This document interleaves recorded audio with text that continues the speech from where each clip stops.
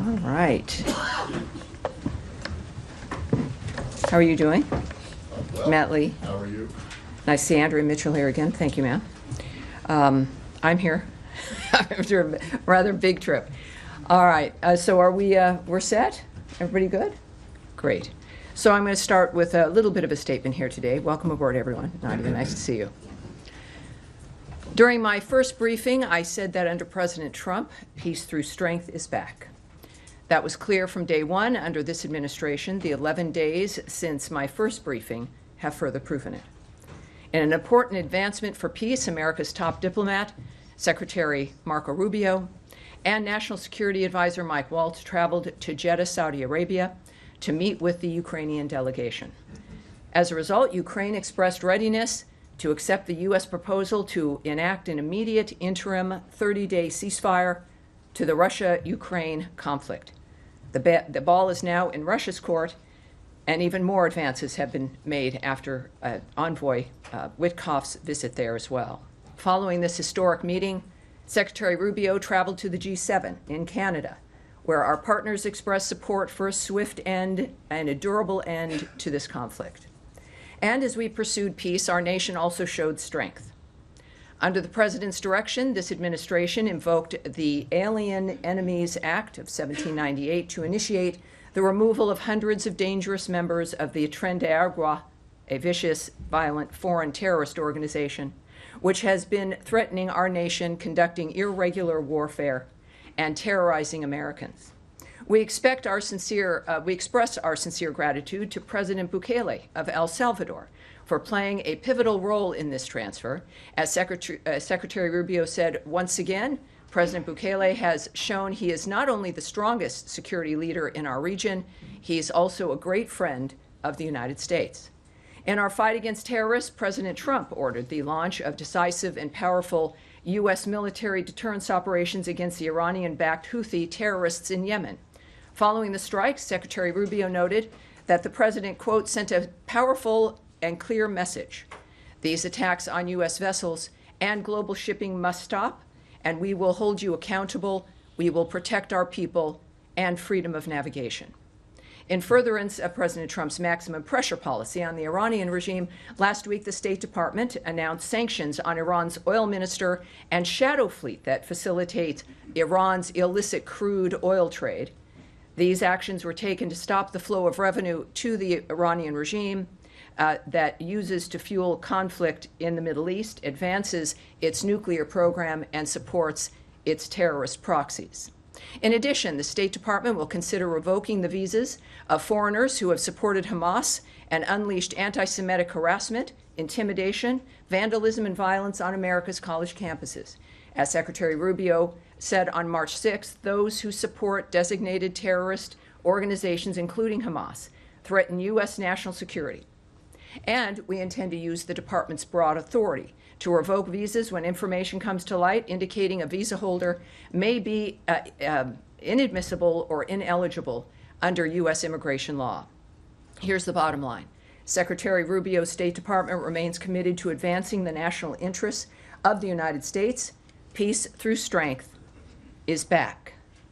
Not that we have a lot of things to discuss, and I see it all on your faces, but it is good to be back. I've been away for, 10 days now or so, but I'm looking forward to answering your questions.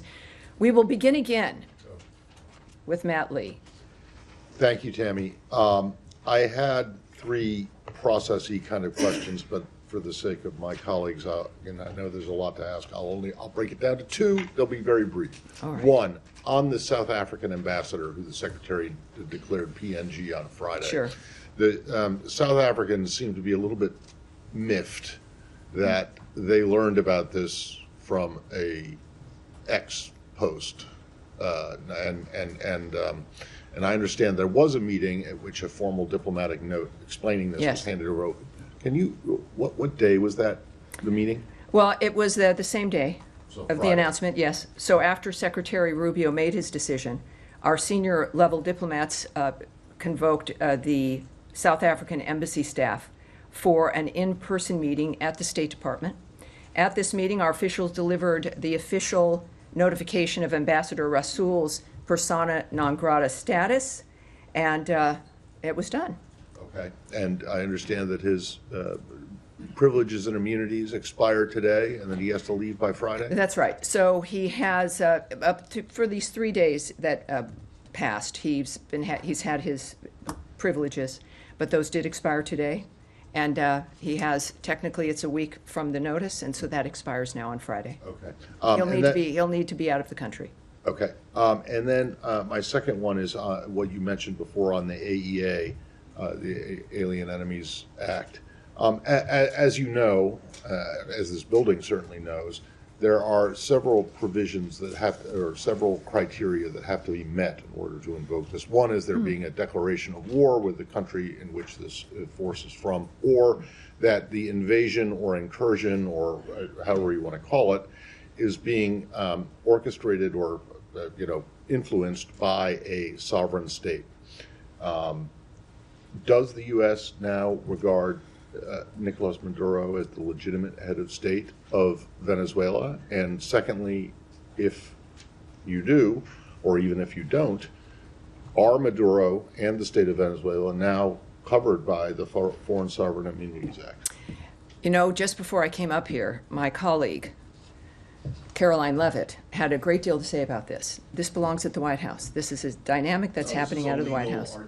Well, but I also, in addition to that fact of referring you back to the White House and to DHS regarding this, this is in the courts. And as you know, I'm not going to pontificate on or guess or muse about what's going on with the courts at this point. So clearly the White House has been very transparent. Caroline was very clear this afternoon about their approach. Clearly, they feel that this is something they want to litigate, and they're going to. And for the good of the American public, it's an important thing to do. Everything we know that the Trump administration is doing, certainly President Trump himself and his team, is in the interest of the United States. I understand and that's why he was elected. People are excited about the nature of the actions that we're taking swiftly. And this is one of them, and we will see it play out in court, and that's the extent of what I'll be saying. My question is not about... So now there's a third section. I thought you said you were going to forego the third part. No, I'd just like to have an answer to the first Sure. question. Does the U.S. consider Nicolas Maduro to be the Well, I'm not president going to discuss with you again a national issue that belongs both with the White House and the Secretary himself, so I'm not going to be able to remark on that. All right. Based on the same dynamic here, I guess, for the Americas, the situation, Andrea Mitchell, please. This is related to the Sure. immigration issue. Sure. And peace through strength. Sure. Does Secretary Rubio believe that if Afghanistan is among the countries that are on a list, a draft list to be banned, that legitimate SIVs who were approved by the State Department during the fall of Afghanistan and withdrawal should be a carve-out, and that these people who help the State Department, the CIA, the DOD, can come and have refugee status? And I do have a follow-up. Well, first of all, there is no list. What people are looking at over these last several days is not a list that exists here that is being acted on.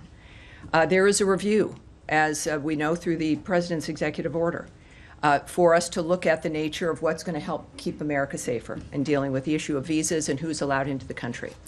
But what has been touted as something that is an item through the State Department, it just simply isn't the case. So the premise, I have to say, I certainly can't speak to because it's not accurate. When it comes to the nature of Afghanistan and those who have helped us, the arrangements we've made already in the past, getting as many people from that conflict here, certainly those who have assisted us and worked with us, that's been a policy and a dynamic that we've worked on from certainly even the previous administration, working to try to get that happening. So that's not something that is certainly I can talk about regarding something that doesn't exist, but certainly when that review is done, we'll have something that we can discuss. Okay, then let me ask you also Yes.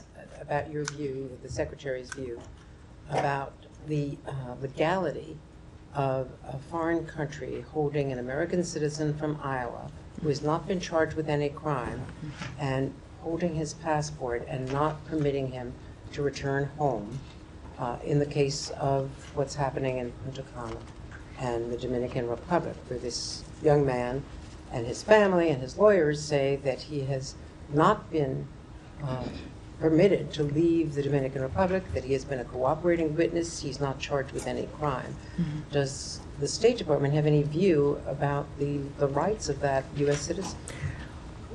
Well, I think what's appropriate here is for me to not to, and this is unfortunately the nature of the State Department and what we do.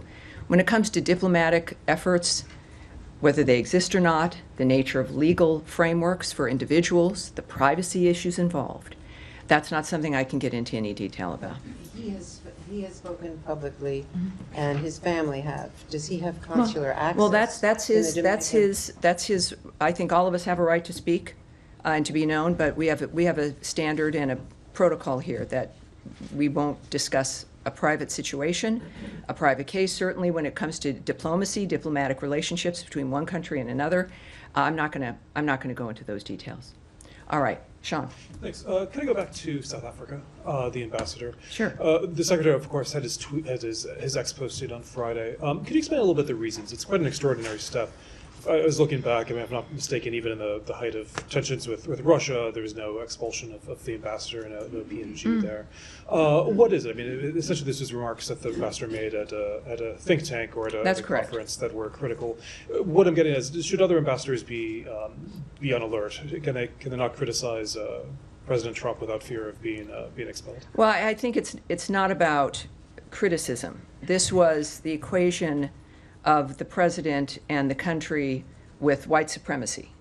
It was an allegation that casts such an awful light on the nature of the country, on individuals.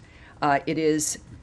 I mean, if we don't have a standard about the nature of someone who is in this country, who is supposed to be a diplomat to help facilitate the relationship between two countries, and that this is the standard of it, you know, we deserve better. We've had a decent level of diplomacy with South Africa. There are some challenges, but you want people in each embassy who can actually facilitate a relationship. And these remarks were unacceptable to the United States, not just to the president, but to every American. They were pretty much obscene when it came to the nature of what was alleged. So that is, I think, at the very least, what we should expect is a standard of some respect, basic, low-level respect, if you're in a position that is going to help facilitate any kind of diplomatic relationship with another country. This particular individual certainly didn't meet that standard, and it is a message to people of what America expects, what the president expects, what the Secretary of State expects, what this whole administration expects when it comes to treatment of the nation itself and as a result of the people in this country. And so that's why it was done. Could you just expand on that? South Africa today said that it wants to have a better relationship with the United States. Are you open to that? I mean, there's the Secretary of State away from the G20. Are you of the view that South Africa can report the relationship despite the criticism that's come from this building? Well, I think both the President and the Secretary of State have made it clear what the problems are and what they have an issue with when it comes to South Africa. The unjust land expropriation law, as well as its growing relationship with countries like Russia and Iran. That's what prompted the serious review of our South Africa policy, which continues to be underway. They have taken also, the South African government, aggressive positions toward the United States and its allies, including accusing Israel, not Hamas, of genocide in the International Court of Justice, and reinvigorating its relationship with Iran to develop commercial, military, and nuclear arrangements. So this isn't one just of demeanor or decorum, however they add into it. This is a matter of a nation that is, we've again made it very clear, taking steps that are not in the best interest of providing a safe, secure, more prosperous America, let alone world, when it comes to the decisions they're making. So all of this is under review, but obviously part of it is, within the diplomacy of it, is to encourage a change in policy and posture. Of course that would be the point. The point is to encourage a change. What I've seen with the trips we've made with the diplomatic adventures, of course, as well as the G7 summit in Canada, is the nature of the Secretary of State is to make things better for people. It is not to punish or to target people or countries. It's the nature of changing policy and creating better environments for all of us. And I've seen that in motion in every dynamic. And that's the case here with South Africa as well. Nadia, yes. Thank you so much, Tammy. Good to see you. I have a couple of questions. On Yemen first, what is the U.S. strategy regarding Yemen? Is it degrading the capabilities of the Houthis that they don't pose a threat to U.S. interests, or is it destroying them completely? Because there's conflicting statements from U.S. officials saying, like, we're not going to interfere with the civil war in Yemen. Well, what we've seen, of course, in the past when it comes to the Houthis, it was a tit-for-tat strike. If the Houthis would be sending missiles or attacking both commercial and military ships, what the previous administration did is they would do one strike as a tit-for-tat dynamic. What's happening now is a complete shift when it comes to the nature of why it's going on, which is to stop the assault on the maritime traffic in that area. And up to this point, there's about 174 attacks on American naval ships, which is an extraordinary number of attacks. And this isn't a situation that should be managed. It has to stop. So the message to the Houthis is, if this will end when you end the attack on both commercial and military ships in that region. So it's a maritime issue, and it's meant to completely change the posture of the Houthis, and of course, in conjunction in that dynamic with Iran, that the days of pinprick responses where we allow that to occur is over. That's, I think, a pretty clear statement from the administration as a whole as well. On the visa thing, just The visa, quickly. sure. Is the area clear when it comes to revoking visas for foreign students? Are you revoking visas for students who clearly support Hamas and shows literature that's supporting Hamas, or is it also include students who support Palestine or the they say the freedom of the Palestinians, or showing sympathy with civilians in Gaza? Is that area very clear? Well, what Secretary Rubio has been saying on a number of different interviews is that this is about, when you think about someone applying to come into the country to get a visa, if you were to say everything that he ended up doing as would be his goal upon entering the country, we would never have issued the visa.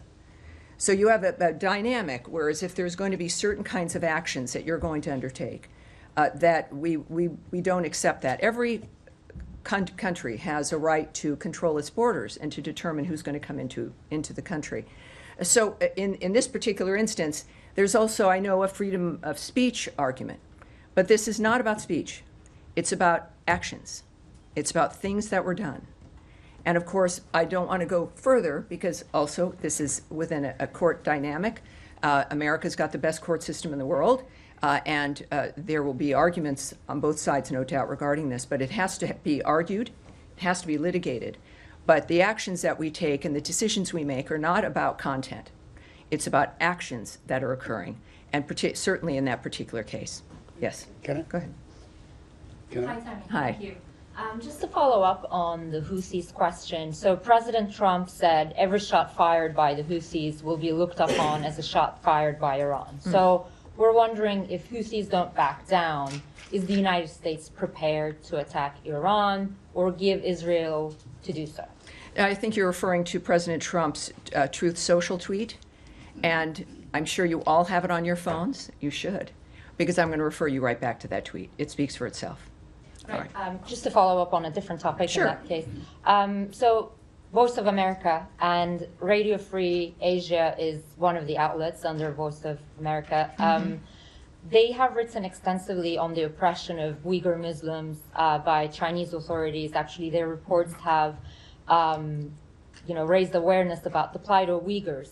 And this is a topic that the Secretary feels strongly about as well. We've just seen him last week impose sanctions on Thai officials over deportation of Uyghurs to China. That's right. What does he think about the shutdown of this outlet? Does he support this decision?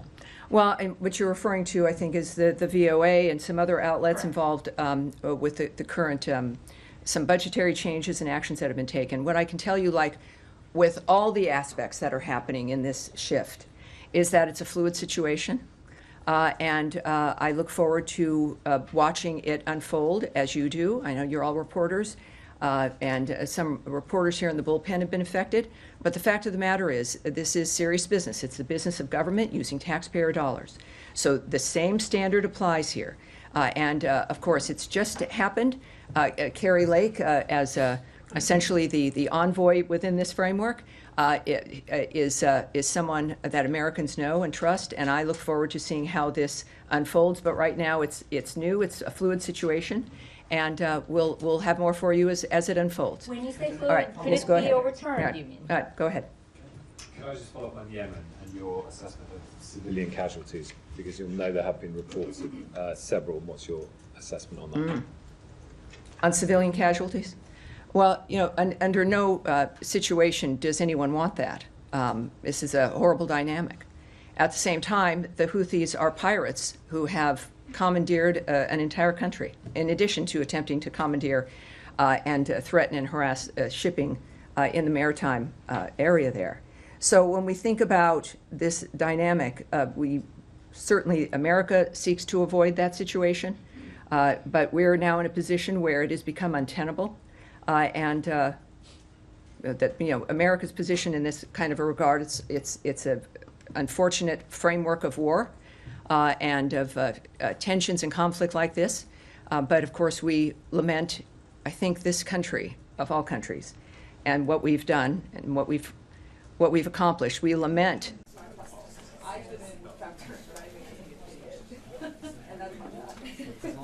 What the Trump administration, what Secretary Rubio and everyone now in this new administration is focused on, and maybe it surprised people, it shouldn't have, is peace, is to stop the wholesale slaughter of people, is to stop the chaos that reigns through certain regions, is to make sure, especially with certainly Ukraine and Russia, is to make sure in every place where there's conflict that the people that are alive today might be alive tomorrow. And it's imperfect, it's not something that any of us can sometimes predict the end result of. But this is an administration and a president and a Secretary of State who's made it clear that this, if there is a hallmark, the hallmark is fighting for peace and an end to this kind of chaos that has destroyed Yemenis' lives, and it destroys, obviously, too many lives around the world. Now, yes, sir, you've been waiting patiently. Yes, sir. Two quick questions on the Palestinian issue. One pertaining to Gaza. Aid has not been allowed in since the 2nd of March. The situation is very dire. I was wondering if you are really concerned about this, especially, this coincided with the beginning of Ramadan as well, where people need food and water and so on. Is starvation used as a method to pressure people? Isn't that a war crime of some sort? Well, for the horrible suffering of the Gazan people, we know where that sits. It sits with Hamas. We know that within the ceasefire, and why we fight for the ceasefire and want it to continue, is in fact to make sure that food and aid is moved into that region. The United States has led the way in that regard. We also know that at this point, when it comes to the nature of what Envoy Witkoff has worked on and what all of us still focus on, is in fact what your concern is. Making sure that there's a situation on the ground that allows food to get to the people who need it, that allows aid to move through to the people who have been suffering because of the choices that Hamas has made throughout the years. And that is what we continue to work on. So everyone, certainly it's a concern, and that is why we continue to work to make sure that aid can get to the people who need it. Yes, sir. A Go quick ahead. follow-up? Yeah. Question on Syria. The Syrian Interim Authority last Thursday approved a new constitution. it has granted likely no rights for the minority like Kurds and Jews in Syria, and has been rejected by these minorities, labeling it's against the democracy. What's the U.S. view on that constitution? And does anyone in this department connected with the new Syrian interim authority? Do you have an engagement with them? You know, again, when it comes to diplomatic engagements, situations as fluid and as situational like that one, that's not something I'm going to be able to answer. But I'll see what we can do when it comes to the specifics of what you've asked for. What about the, Yes. Right. I have Go. another question on Iraq. All right. Yeah, this administration, including Secretary Rubio himself, has called the Iraqi government to resume the Iraqi Kurdistan oil export and solve the U.S. oil companies' issue that are working in Iraq. But this hasn't happened. What's the U.S. view on that? Are you urging the Iraqi government to resume the oil export? Again, I'm not, at this press briefing, I'm not going to go into international negotiations or diplomatic negotiations or thoughts that might be held by the Secretary of State. But we'll see when it comes to actions on that. It'll be, I think, abundantly clear. Yes, ma'am. Syria. Thank you, Tammy. So Syria's new government, along with regional countries such as Turkey, Jordan, Qatar, and others, have been calling on the U.S. to lift the sanctions that was put in place during the Assad regime, and many view these sanctions as a significant barrier to stabilizing and rebuilding the country. Is the administration considering removing or maybe easing these sanctions? Well, again, when we think about the administration, I think of President Trump and their posture and point of view regarding Syria, and the fact that when it comes to the State Department and the Secretary, these are things that would be negotiations that would have to be contemplated, and I'm not going to do that right here from this podium. Yes, sir. Thanks so much, Tammy. I appreciate you taking the question. Over the weekend, It depends on what the question is, but go for it. Over the weekend, the U.S. deported a Lebanese citizen who was a doctor at Brown University. I was wondering if you might be able to elaborate why. That, I would say, when it comes to that kind of action on everything we might discuss, that's the Department of Homeland Security. So that would be them.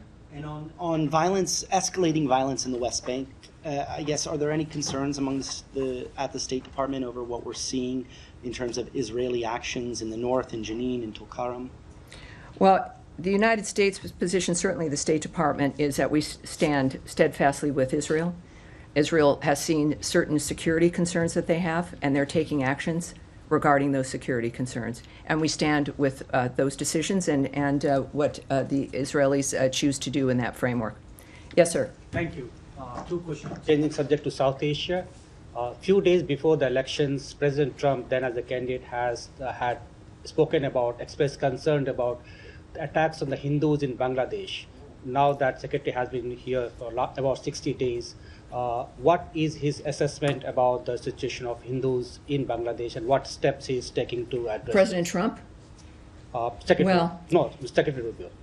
Well, again, you're talking about President Trump in certain aspects about how the nation and how his administration views the nature of what's happening in another country. And Secretary Rubio, of course, follows through with his vision and the nature of the choices that are made in that regard. But when it comes to, again, negotiations, diplomatic considerations, and the conversations that those involve and what might happen, I don't want to presume here what the outcome will be. You don't want me to either. I think that the best thing to do would be to. I'm sorry? Can I reframe the question? Well, no, because I'm not. What I'm not going to answer is diplomatic considerations from government to government or attitudes and approaches when it comes to what's happening in a certain country that belong within a diplomatic kind of conversation that clearly I can't speak on, or would I hypothesize about what might happen. So yes, there you go. Second Yes, question. Go ahead. I have one more Go ahead. question. Thank you, Tammy. Just to follow up quickly on what Hamara was saying about USA GM, Radio Free Asia, Sure. and other news broadcasters, because I think you're going to get a lot of questions about this. Oh, I expect it. I just got back into the country over the weekend. I thought, well, this will be discussed. As you mentioned, it's affected colleagues we know in the bullpen. Yes. Can you just clarify, when you say that you're watching this unfold, do you know if this is something that could be reversed in terms of what they're doing with USA? You want me to speculate, and I know you know I can't. And I know I come from a background where that's mostly what I did for a very long time. That I can't do here. Okay, so my next question is about something different. The State Department, according to some reporting by the New Republic, terminated a contract to the Yale School of Public Health's Humanitarian Research Lab. They were tracking evidence of the Ukrainian children that have been abducted by Russia since Russia's invasion of Ukraine. Some of that evidence was about to be, from their work, it was about to be transferred to European law enforcement officials. Can you comment at all on whether it is true that this grant was terminated, and whether you have any other comment on that? Well, I can't confirm that, but obviously I'll take it back and I'll get back to you so we can get some details in that regard. Thank you. Yes, yes, sir. Thank you so much. I also have a question on Russia, Ukraine. But before that, let me follow up on Radio Free Europe quickly from different angle.